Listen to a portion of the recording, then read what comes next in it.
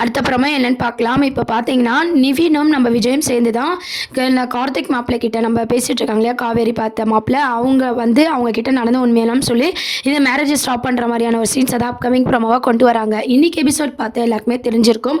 எல்லாருக்கிட்டேயும் வந்து பார்த்திங்கன்னா ஒரு ஷாக்கிங்கான நியூஸ் வந்து காவேரி சொல்கிறாங்க. என்னென்னா, நான் கல்யாணம் பண்ணிக்கிறேன் அப்படின்னு சொல்லிட்டு, ஆனால் நான் மேட்ரிமோனியில் பார்த்துருக்க மாப்பிள்ளை தான் விஜய் கிடையாது அப்படின்ற ஒரு விஷயத்த வந்து தெளிவாக சொல்கிறாங்க.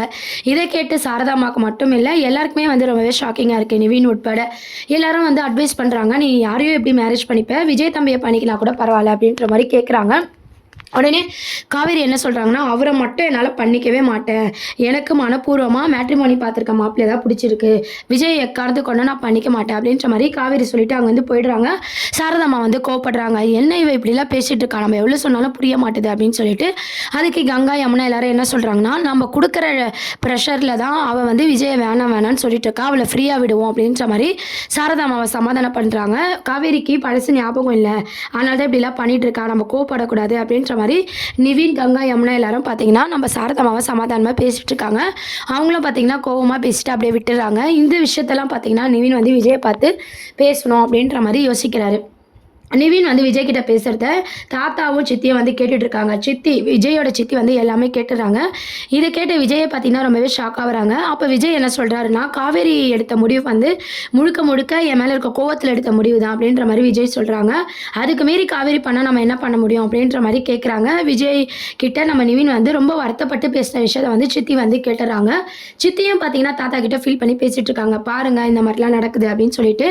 உடனே தாத்தா என்ன சொல்கிறாருன்னா, இந்த மாதிரி ஒரு விஷயம் நடக்கக்கூடாது தான் நம்ம போய் பொண்ணு கேட்டோம், ஆனால் அதையே மீறி காவேரி இப்படி பண்ணிட்டு இருக்காளேன்னு சொல்லி பேசிட்டு இருக்காங்க. உடனே வந்து அவங்க சித்தி என்ன சொல்கிறாங்கன்னா, ஆனால் காவேரியை பார்த்து பேசும்போது அவள் கோவப்படுறா, விஜய் மேரேஜ் பண்ண சொன்னா, இப்போ பேசினா இன்னும் தப்பாயிடும், நம்ம என்ன பண்ணலாம், பொறுமையாக தான் வெயிட் பண்ணணும் அப்படின்னு சொல்லி தாத்தாவும் விஜயோட சித்தியும் பேசிகிட்டு இருக்கிறத பார்த்து அம்மு வந்து கேட்டுறாங்க.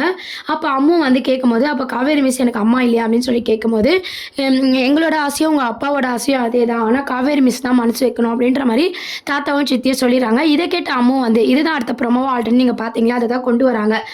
நானே போய் மிஸ்கிட்ட வந்து நான் இதை கேட்குறேன், எங்கள் அப்பாவை கல்யாணம் பண்ணி சொல்லி கேட்குறேன்னு சொல்லி அம்மா வந்து அடம் பிடிச்சிட்டு வீட்டிலேருந்து வெளியே வந்துடுறாங்க.